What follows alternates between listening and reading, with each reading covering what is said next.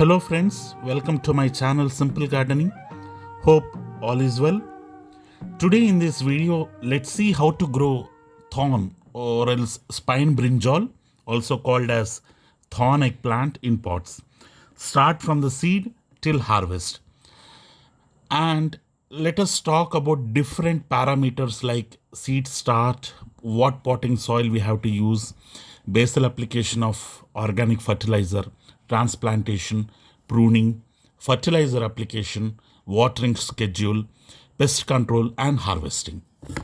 Coming to the sowing of seeds, we can directly sow the seeds in pots, but it's better to grow in seedling trays.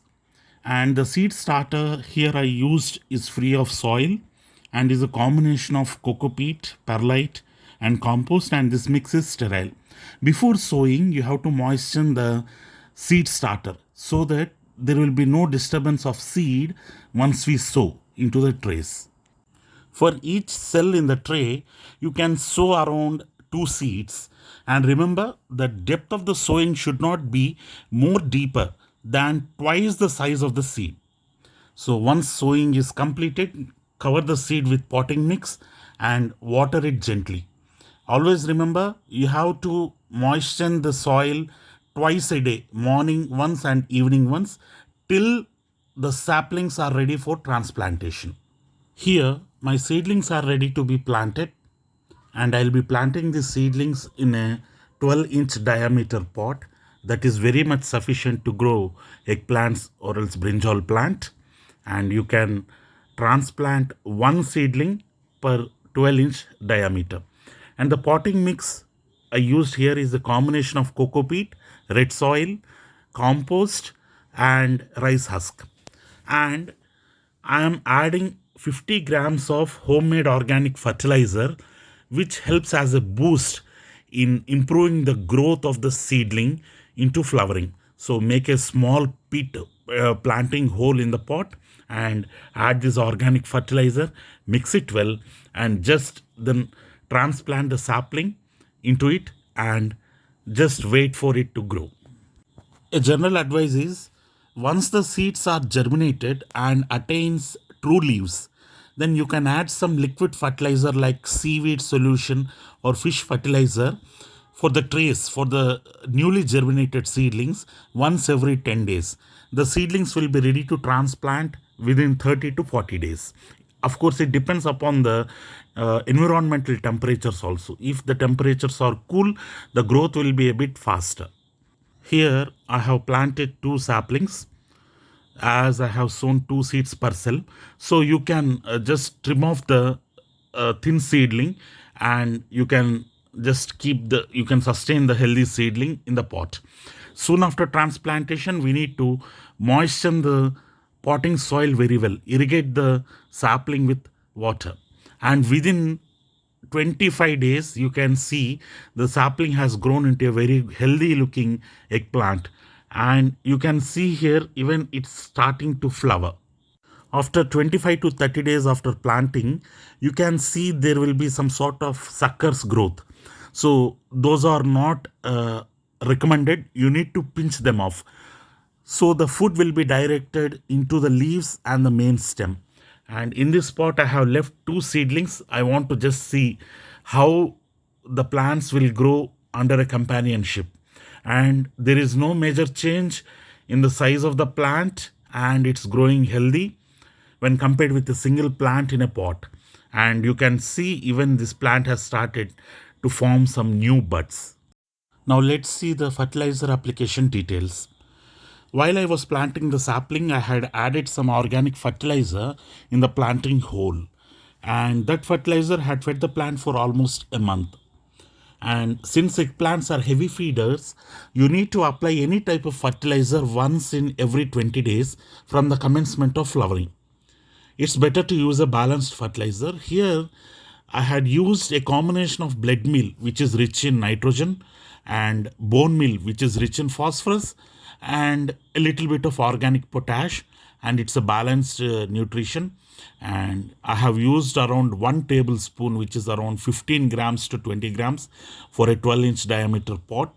And we have to rake the fertilizer into the soil and soon after applying the fertilizer, we need to water the pot so that there will be no traces of fertilizer on the leaf, as well as the fertilizer will be seeped and soaked into the soil, which helps the microorganisms present in the soil to do their duty and make the fertilizer available to the plants.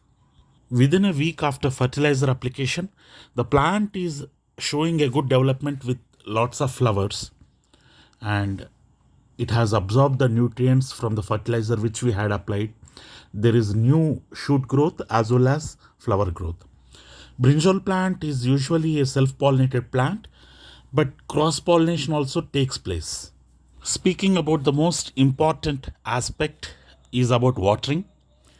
Though brinjal is a hardy plant, but when growing in pots under moisture deficit condition, the plant will show some wilting and it leads to flower drop as well as early maturity of fruit, which by turning into yellow color. The fruits will turn into yellow color under moisture stress. Hence, we need to water the plant regularly, once a day in hot climates and on once an alternate day in cooler months.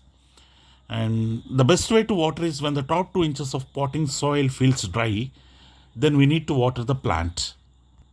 Next, we'll see about the pests and diseases which affect the eggplant. The major pest for eggplants is the mealybug. The mealybug affects the new tender leaves and shoots, and the mealybugs will suck the sap by making the plant look unhealthy, as well as the yield will be drastically reduced. And the most disadvantage of mealybug is the mealybugs will attract red ants. The red ants will bore into the plant by feeding on the xylem and phloem of the plant, which xylem and phloem are the passages of food and water to the plant. And the second important pest is the shoot borer. The larvae bores into the shoot and it will eat away the xylem part and phloem part. The third most important pest is the fruit borer. The larvae bores into the young fruit and it will eat away all the pulp, making the fruit unviable. Regarding control measures, for mealybug, we can use any sort of soap spray, or else you can spray once in a week with neem oil. And for fruit and shoot borer, you can apply flubendiamide, which helps in controlling the pest. And this spray has to be done during flowering time. And as eggplant is a hardy plant, there are no major diseases impacting eggplant.